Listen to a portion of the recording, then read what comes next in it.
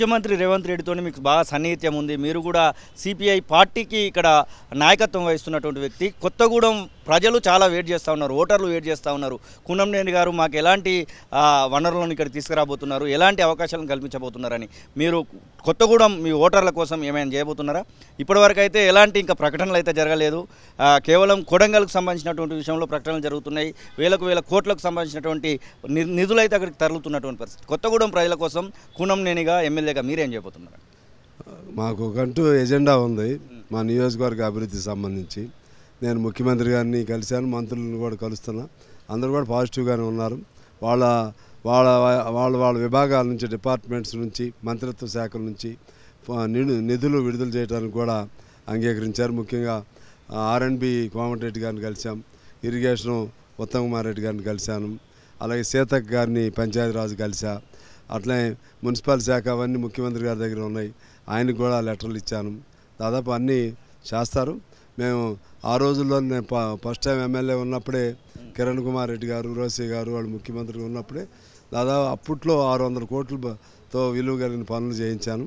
కాబట్టి మా నియోజకవర్గ ప్రజలు ఇక్కడ అసెంబ్లీలో గొంతు వినిపిస్తా, సమస్యలపైన ఉద్యమాలు చేస్తా, at the same time importance అభివృద్ధి వైపు కూడా వస్తాను. మల్లారెడ్డి భూ కబ్జాలు మొత్తం కూడా కూల్ చేస్తామని ముఖ్యమంత్రి ఎప్పంచలో చెప్తున్నటువంటి సందర్భం. కానీ ఈ 3-4 రోజులుగా వర్కౌట్ కూడా చేస్తున్నట్టు కనబడతా ఉంది. మీరు దాని గురించి ఏమైనా చూస్తున్నారా?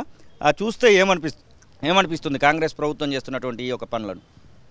ఏదైనా సరే తప్పు జరిగినప్పుడు ఇల్లీగల్ కట్టేశారు కాబట్టి మేము ఏం చేయలేమని అనకూడదు. కట్టేసి ప్రైమ్ ల్యాండ్ని ఒకవేళ అది వాస్తవం కాదు అది తర్వాత తేల్చుకోవాలి. ఆ తేల్చుకునే క్రమంలో నేను కట్టేస్తాను, తర్వాత మీరు తేల్చండి, ముందు కడతాను, దాని జోలికి వెళ్ళొద్దంటే అది కొన్ని ఏమో నేకెడ్గా అర్థమవుతాయి చెరువులు అటువంటి అనేది ఆటోమేటిక్గా కూల్చేస్తారు. దాన్నే మనం తప్పు పట్టాల్సిన అవసరం లేదు. ఏదైనా టెక్నికల్గా ఇబ్బంది కొన్ని ఉంటాయి, నీదా కాదా అనేది, అటువంటిది టైం ఇవ్వచ్చు. కానీ ఇదంతా గ్లేరింగ్ ఇన్సిడెంట్స్, ఇవన్నీ గ్లేరింగ్ ఎగ్జాంపుల్స్. కాబట్టి అలా ఉంటేనే కొద్దిగా భయం ఉంటుందని నా అభిప్రాయం. సిపిఐ లీడర్లు చాలా ఎదురు చూస్తున్నారు నామినేటెడ్ పోస్టుల కోసమని. మీ పొత్తులలో బాగానే మాట్లాడుకొని ఉన్నారు.